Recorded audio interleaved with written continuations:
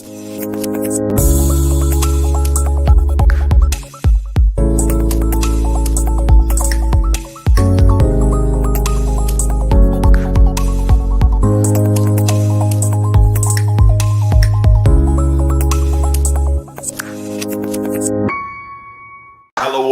world. How you guys doing? Welcome to Mayhem in May. We are on day 28, guys. And listen, measure the big wins and big failures. So before we get started on this topic, guys, allow me to give you my big tip when it comes to measuring the big wins and big failures. So my top small business management tip for the businesses and employees is goal setting, right?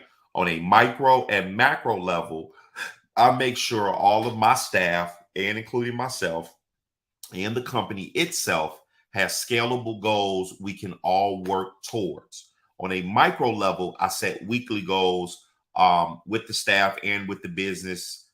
But then when it comes to the quarterly goals or the yearly goals, those are the macros, right? Those are the larger goals. So I set those in parameters. So what am I saying? Make sure that you have micro goals and macro goals. Let's dive right into it. All right. So it is often said that you can't manage what you can't measure. I'll say it again. It's said that you can't manage what you can't measure. This is especially true in business, where the ability to measure the success or failure of a venture can mean the difference between a thriving company and one that quickly goes out of business relatively soon, right? So in today's business world, there are a lot of different ways to measure the success or failures of a business. So here are some tips that I'm going to give you guys in regards to helping you understand how do you measure that success, how do you measure the failure, and come to the middle and say, this is what I need to work on, this is what I need to enhance, this is what I need to cut back on, okay? So first one is revenue, right? Revenue, this is the perhaps the most obvious metric for measuring the success of the business. After all, revenue is the money that the business brings in from selling its products or services. If the business is not generating enough revenue, it will eventually go out of business, especially if it's considered to be a brick and mortar, for sure, right? One of the things that I think I've taken pride in and when I'm starting my companies is I make sure that I do it from an online perspective first. I have a chess approach, right? I don't just go directly into a brick and mortar. I want to be able to create an online presence first. Depending on where the online presence gets me, then I will then focus on a brick and mortar. That's my strategy, right? Maybe that may work out for you guys. What does that do for me? I control my space, right? My overhead is my office, whether I want to consider that to be my rent, right? Which I have to pay anyway because I have to live, right? Versus getting a building that I'm now responsible for, okay? The second one is profitability. This is another important metric for measuring the success of a business. A business needs to be profitable in order to stay in business. If the business is not generating enough profit, it will eventually go out of business. Very, very important, right? And I understand that profit and revenue are kind of one and the same for the most part, but you want to be specific, right? So revenue can be, okay, what you bring in overall, right? So let's say you bring in $100,000, but then what are you profiting, right? See, a lot of people don't understand that. You may say, wow, I made $100,000, but then depending on your cost to customer, you may only profit out of that $100,000. You may only profit $5,000, right? Depending on what's being paid out, depending on what, again, customer acquisition, what does it cost to acquire a customer? All these things are factored in, right?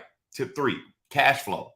This is another important metric for measuring the success of the business. A business needs to have positive cash flow in order to stay in business. If the business is not generating enough cash flow, it will eventually go out of business. So again, cash flow, right? How much cash do I have coming into the business so I can, and then guess what? What's going out, right? What cash flow is going out? And then where is it going, right? These things are important because then it lets you know to say, okay, I need to cut back here. And then, or if I'm cutting back here, let me take this and add it here, right? So there's just so many different ways that you go about when it comes to, measuring the big wins and big failures. Number 5, customer satisfaction. This is another important metric for measuring the success of a business. A business needs to have satisfied customers in order to stay in business. Why?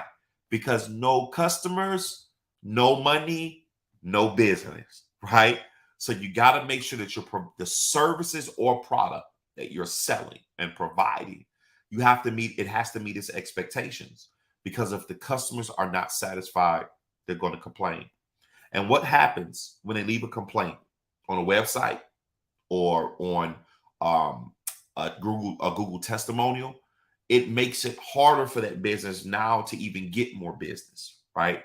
So please, guys, deliver on your products and services, okay? Tip 6, employee satisfaction. This is another important metric for measuring the success of a business. A business needs to have satisfied employees in order to stay in business. Why? You want them to come to work every day, don't you? Right? You guys, we talked about providing great benefits. People are not going to want to come and work for you if you're not providing them something besides a paycheck. So it's important, guys, that you're creating a conducive work atmosphere to keep your employees happy so they can keep your customers happy. So that way now you're bringing in the revenue, the profit, and even the cash flow. Okay. Tip 7, public opinion. This is another great metric.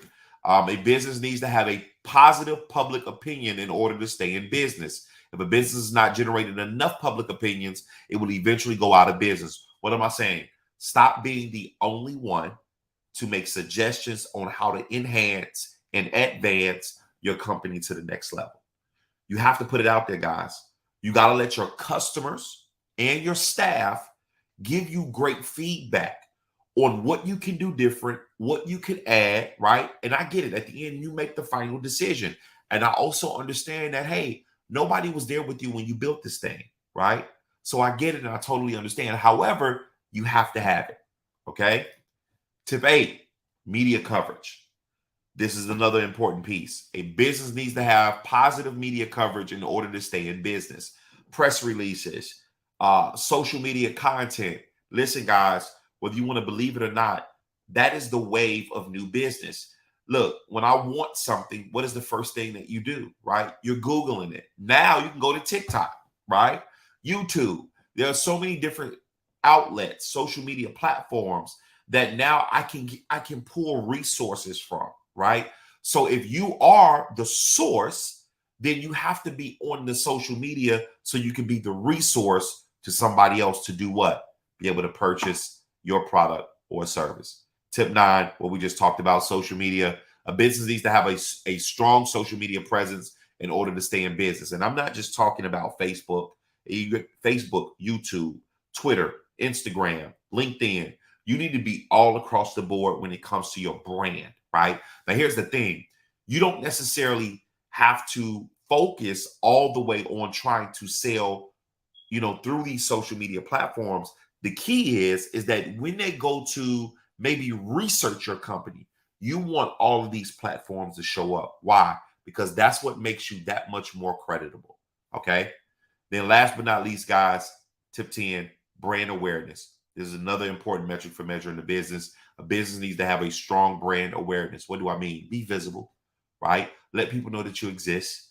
Go live once a week, once a month. Be consistent and persistent in your brand, because watch this. If you don't believe in your product or your service, then how can you expect somebody else to, right? Put yourself out there, push yourself, don't stop, don't quit, keep going. Listen, guys, I hope that this information was helpful. If it was, do me a favor, share it on your page or share it with somebody that you know that may need to hear this. Other than that, you guys already know my quote. Coming together is the beginning. Sticking together is progress, but working together is success. I'll see you guys on day 29, guys, of Mayhem in May. Peace.